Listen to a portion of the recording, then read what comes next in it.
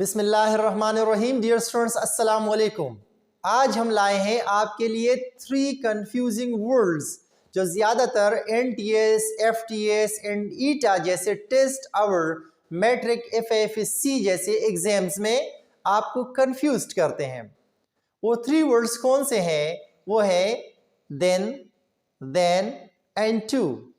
ज़्यादातर students and candidates during their tests and exams वो confuse हो जाते हैं कि इसमें कौन सा वाला ऑप्शन ठीक है।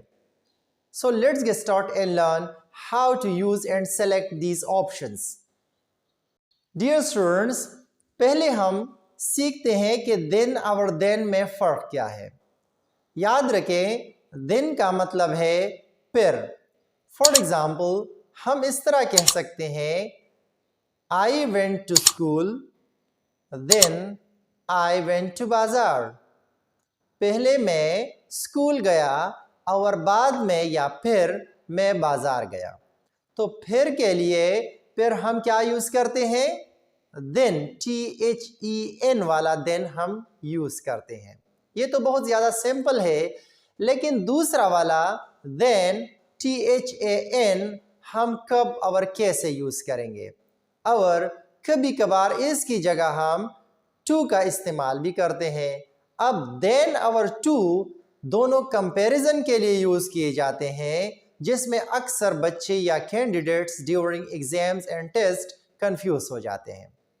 अब देन तो नॉर्मली कंपैरिजन के लिए इस्तेमाल किया जाता है। For example, Ahmed is talented then Sara. Sara is well equipped then Shaista.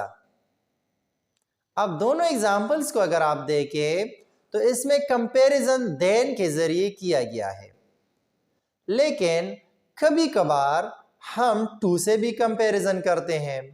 Normally याद रखें कि कंपैरिजन, जिसको हम कंपैरेटिव एडजेक्टिव्स भी कहते हैं, वहां पर ये काम आता है।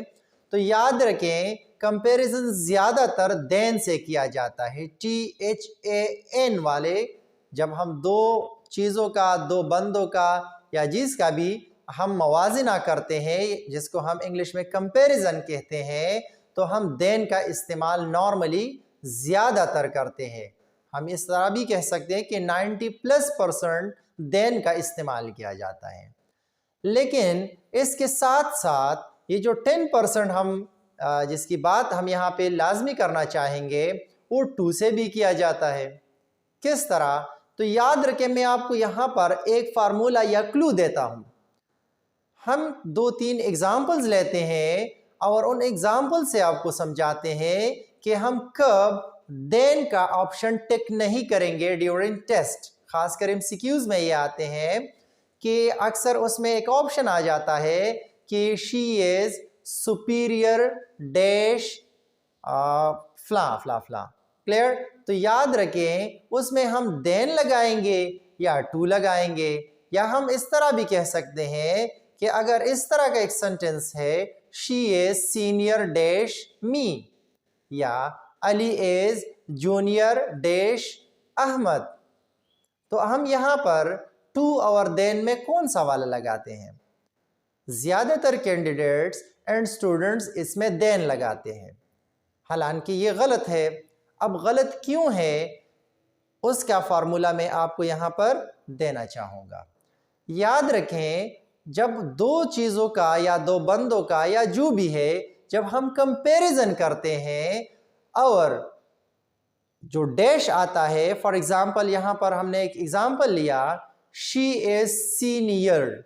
अब यहाँ पे देखिए, उसके बाद डैश है टू मी। तो पहले वाले डैश से पहला वाला जो वर्ड लगा है, इसको हम देखेंगे, अगर इसकी एंडिंग जो है वो OR से किया गया हो, तो इसके बाद देन कभी भी नहीं लग सकता।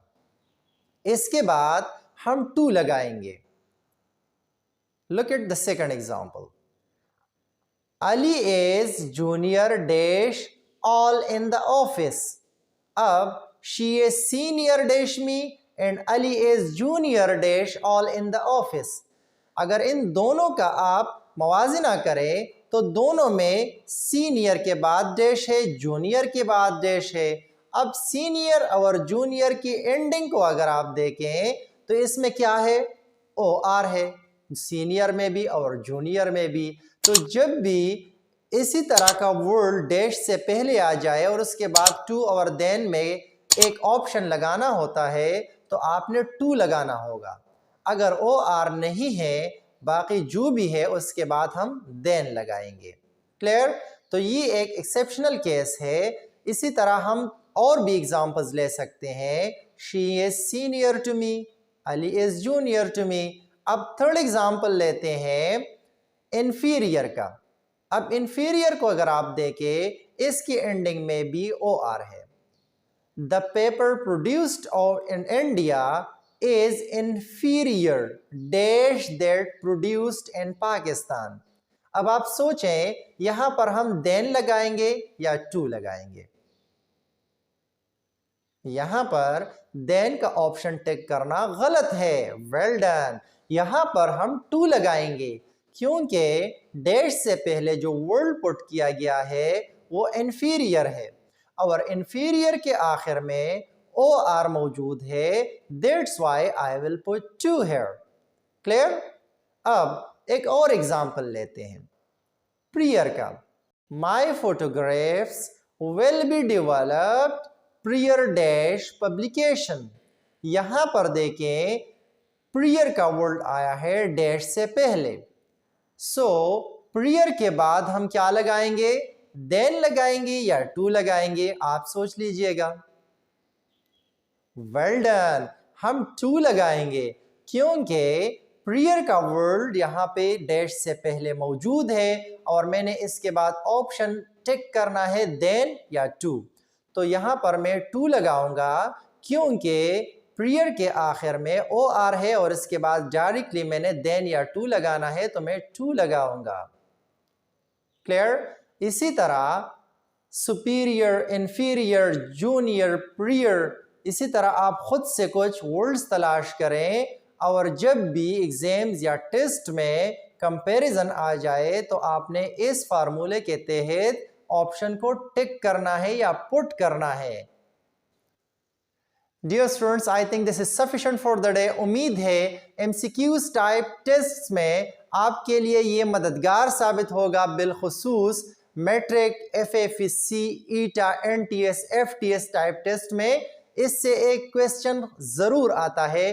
दुआओं में याद रखिएगा। See you in the next lecture. अल्लाह हाफिज।